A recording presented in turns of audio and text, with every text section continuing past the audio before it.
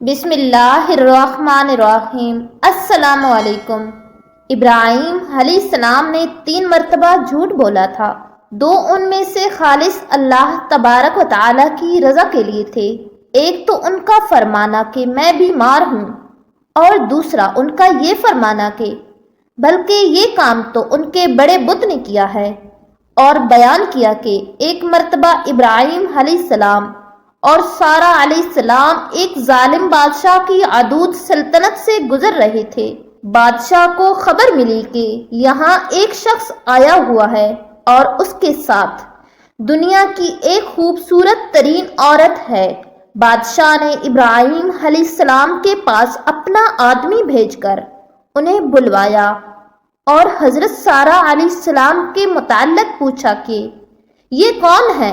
حضرت ابراہیم علیہ السلام نے فرمایا کہ یہ میری بہن ہے۔ پھر آپ سارہ علیہ السلام کے پاس آئے اور فرمایا کہ اے سارہ، یہاں میرے اور تمہارے سوا اور کوئی بھی مومن نہیں ہے، اور اس بادشاہ نے مجھ سے پوچھا تو میں نے اس سے کہہ دیا کہ تم میری دینی اعتبار سے بہن ہو، اس لیے اب تم کوئی ایسی بات نہ کہنا جس سے میں جھوٹا بنوں۔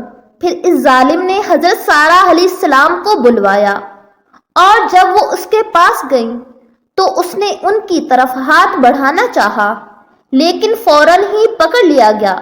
پھر وہ کہنے لگا کہ میرے لیے اللہ سے دعا کرو کہ اس مصیبت سے نجات دے، میں اب تمہیں کوئی نقصان نہیں پہنچاؤں گا۔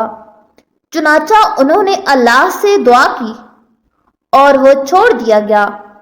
لیکن پھر دوسری مرتبہ اس نے ہاتھ بڑھایا اور اس مرتبہ بھی اسی طرح پکڑ لیا گیا، بلکہ اس سے بھی زیادہ سخت، اور پھر کہنے لگا کہ اللہ سے میرے لیے دعا کرو، میں اب تمہیں کوئی نقصان نہیں پہنچاؤں گا۔